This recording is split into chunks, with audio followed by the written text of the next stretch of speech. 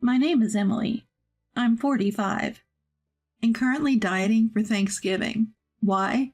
Because last year, I accidentally stored about 7 pounds of turkey fat on my own body. If I lose 7 pounds now, I can afford to gain it back during Thanksgiving, right? What? That's not how it works? Oh well, I tried. From Thanksgiving to Christmas, there's just too much good food. I'll probably even buy myself some Valentine's chocolate soon. Oops, I'm drooling. Looks like I'm set to gain weight after this year. Anyway, today I want to share a winter memory of mine. I hope you'll listen. It happened when I was 25. I had decided to marry my boyfriend Richard, who I'd been dating for several years. I introduced him to my dad, James, and my mom, Linda. You know, the typical meet the parents situation. My parents liked Richard, and everything seemed to be going smoothly until a problem arose. My older sister, Susan, who's 2 years older than me, came home from work and was instantly captivated by Richard. It's strange, but sisters can just tell what the other is thinking. Susan had fallen for Richard at first sight. I hoped I was wrong, but Susan blushed when Richard shook her hand. She was always looking up at him when she talked. I thought it was inappropriate for her to act that way towards my boyfriend, but I guess she couldn't help it. I thought she'd eventually put a stop to it, so I ignored it. But after Richard left, Susan cornered me, looking ridiculous in just a bath towel, and said, "You should call off the wedding." She kept bad-mouthing Richard, saying he was a player and that I could do better. But she had no evidence.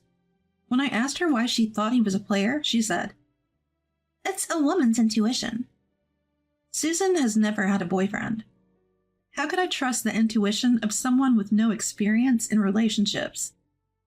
In that case, I believe in Richard's personality, which I have seen with my own eyes for several years. So I brushed off Susan's warning and didn't take it seriously. Richard started visiting my parents' house more often. He said he wanted to get along with my family, so I invited him over without a second thought. My parents were happy, and I had no reason to object to my future husband getting along with them. Everything seemed fine, but Susan was trying to build a good relationship with Richard in a different way. According to Richard, Susan would grab his arm when I wasn't around, press her chest against him, and ask, "Don't you think Emily is childish?" She even tried to show him under her skirt by pretending to trip. Richard laughed it off, saying it was so obvious it was funny. If he had taken her seriously, I would have been very upset. But Susan mistook Richard's politeness for interest and kept making advances. Initially, it was love at first sight, but the fact that Richard had a stable job in a decent company also seemed to attract her. She was not going to give up on a man who was handsome, capable, and guaranteed a stable future.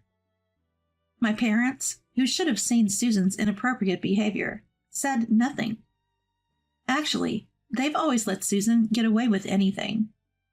To be honest, Susan has always been incompetent.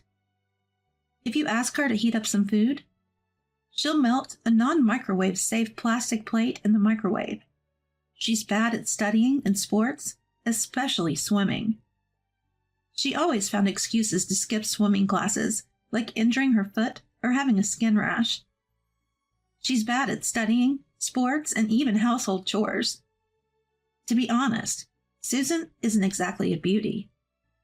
But my parents doted on her just because she's the eldest daughter, and instructed me to secretly support her. Yes, secretly. I shouldn't outshine her. I should make her look good. It's unfair, considering we're sisters. Well, maybe my parents felt that Susan was a poor child who can't do anything, and that's why they wanted to protect her. Ironically, I was good at almost everything. I could quickly learn and master new skills. Maybe that made me less endearing to adults. So I even managed to complete the Make Susan Look Good mission effortlessly. There was a time when I pretended to be incompetent outside the house. But after I got through puberty, I started to rebel against my parents, thinking, if I keep this up, I'll fail my exams. If I had continued to listen to my parents, I might have actually become a child who can't do anything. This rebellion made Susan somewhat resentful of me. But we were never on bad terms. We talked normally, and I even gave her advice sometimes. Despite the imbalance of my parents' affection and Susan's hostility, we were still a pretty normal family. But that balance was shattered because Richard didn't reciprocate Susan's feelings. You can't allow this marriage with Richard. The night before the wedding, Susan told our parents. Come on, Susan, you will get married soon, too. My parents said.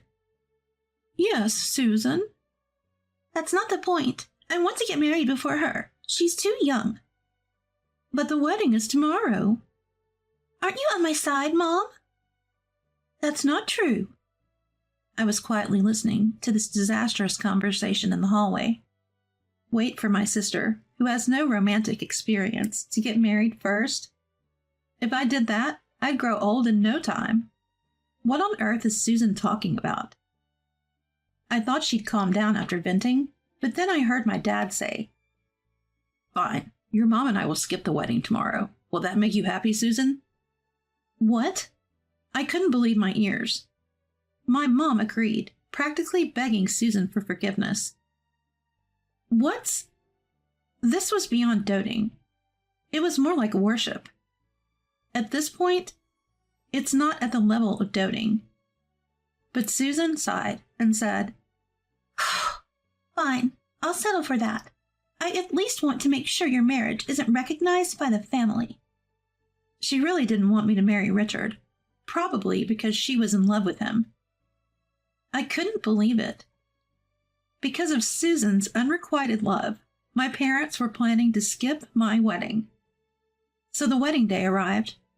Despite it being a sunny day, I was sleep deprived. Not because I was too excited about the wedding, but because I couldn't stop thinking about the conversation between Susan and my parents.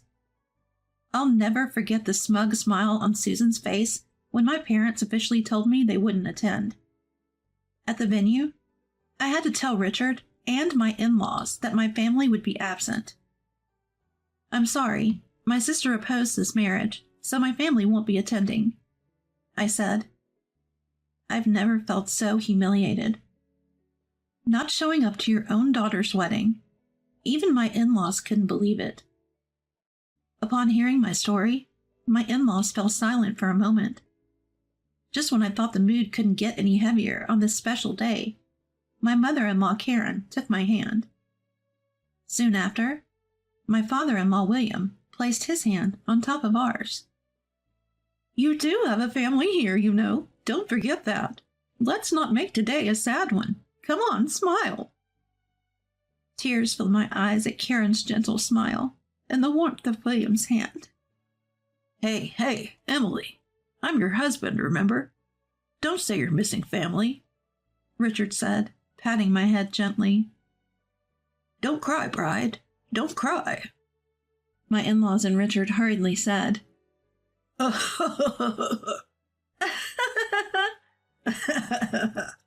Even as they laughed.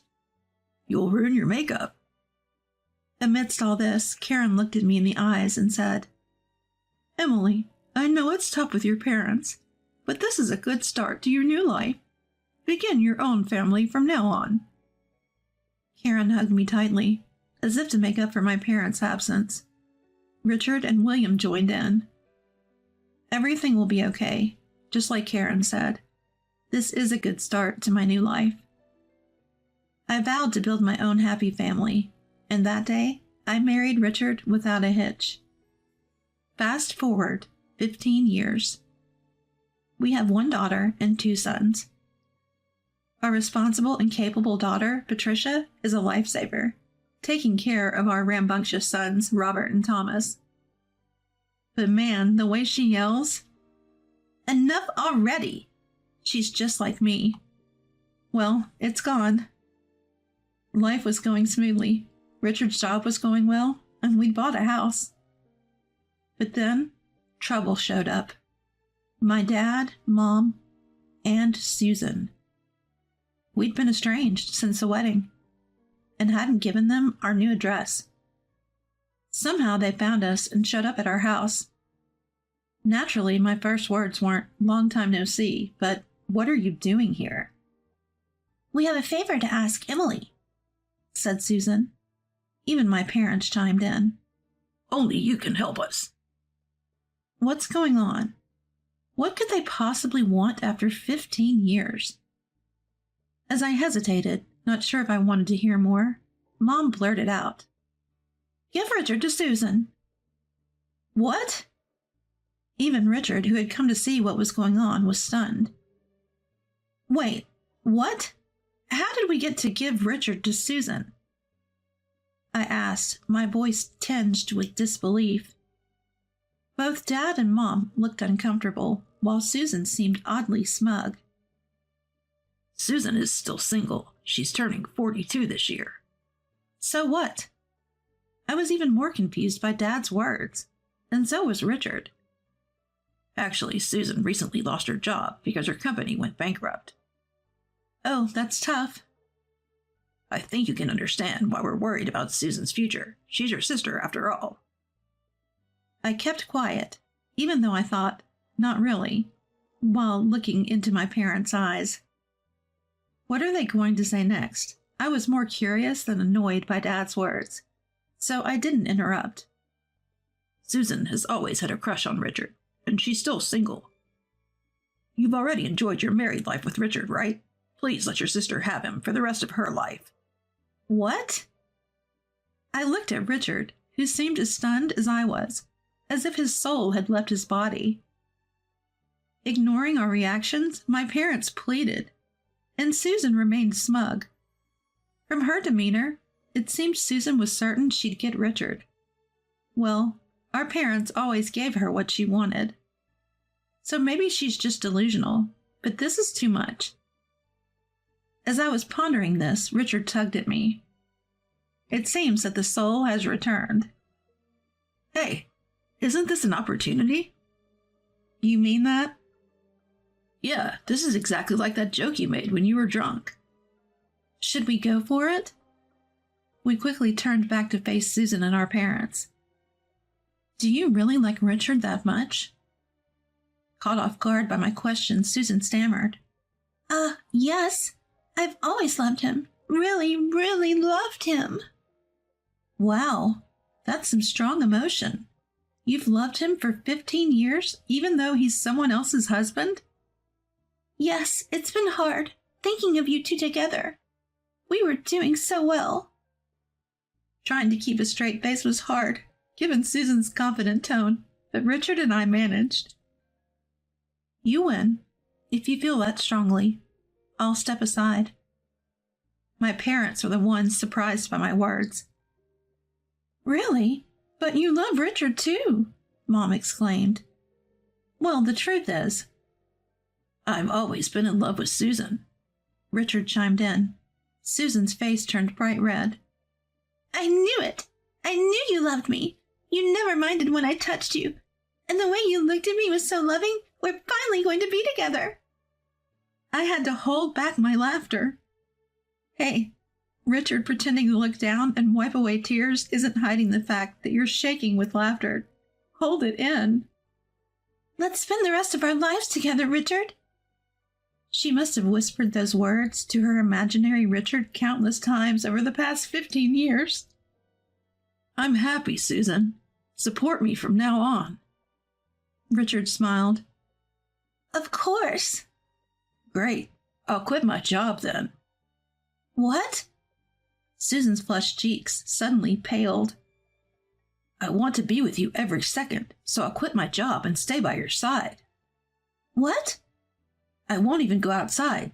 I'd love it if you could accompany me to the bathroom. I'll watch you do housework all day." As Richard spoke with a grin, Susan froze, then began to panic. My parents also started to lose their composure. Wait, I'm not working either, so that's going to be a problem. Why would it be a problem? We'll be together, so what's there to fear? Even if we don't have money, we'll be happy, right?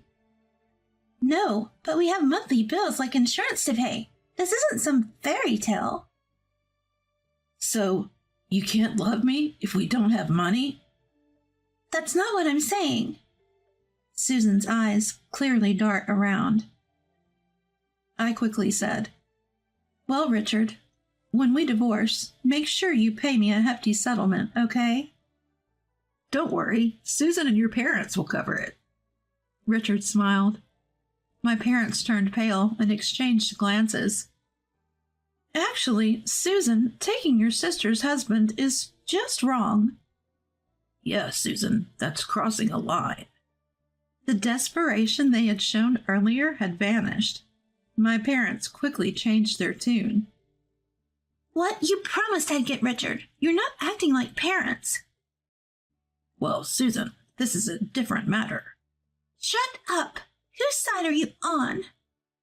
Susan became hysterical, pulling Mom's hair while Dad tried to intervene. What a sad scene. Richard and I watched for a moment before he finally spoke. Excuse me for being blunt. Susan and our parents all look at Richard. But I'm not attracted to Susan at all. I've been polite because she's Emily's sister, but I really don't like women who make advances on me. It's a turnoff, completely. And the assumption that I like Susan is also a bit. I can't deal with women who jump to conclusions. Susan and my parents were speechless. So what was that all about, Richard? Could you not call someone else's husband by his first name? Richard doesn't like Susan. We're happily married with kids, I said, restraining Susan, who approached my husband with a pale face. You tricked me. Why would you think a man you haven't heard from in 15 years would be interested in you? Are you that naive? Susan's face turned red as she held back tears. If you were so charming, maybe, but who would want an unemployed woman living off her parents? You can't even do housework, can you? With those skills, even if you got married, you'd be dumped. I hit her with the hard truth, and Richard laughed in the background. Apparently, I struck a nerve. Susan couldn't stop crying. My parents tried to comfort her, but looked troubled. So, that's that. We're not giving up Richard. Give it up, Susan. Susan broke down in tears. That's what's embarrassing about her. No growth at all. Don't contact us again. We're cutting ties. And don't expect any help from us if you're unemployed. With that, I closed the front door. When our kids asked, "What happened?" I said, "Seems like a wild animal was making noises, probably looking for food." Robert wanted to go see, but I stopped him. We could still hear Susan's wailing from outside. 5 years later, Susan is still single. She managed to find a job but got fired for making advances on younger coworkers and married men. She's been banned from dating events for her reckless behavior. I'm pretty sure she'll stay single for the rest of her life. No doubt about it. Even my parents, who are retired, are working part-time jobs to save money for her. They probably realize they can't rely on Susan for their future care. Well, they've spoiled Susan so much, they might as well work themselves to the bone to make her realize the consequences. As for me, thanks to my hard-working husband and well-behaved kids, I don't have to worry about tuition or work. I mostly take care of the house and enjoy my days. Well, maybe if I had a job, I could offset the holiday overeating. Or maybe not. My teenage daughter, Patricia, keeps saying she wants to diet, even though she's perfectly slim. I'm doing my best to discourage her. Save that for when you're as wide as Mom, I tell her. My sons, Robert and Thomas, have taken up dancing, and even performed at a local event recently. They've won some awards, and are determined to make it big, like the Jabberwockies. My in-laws visit us regularly, and often join us for meals. I say in-laws here, but honestly, I consider them my real mom and dad. They've even suggested going on a resort vacation together during the kids' spring break. I hope they stay healthy and live long enough to enjoy many more days with us. Sure, there were the challenges before we got married, but ever since, it's been nothing but happiness. I finally feel like I have a real family,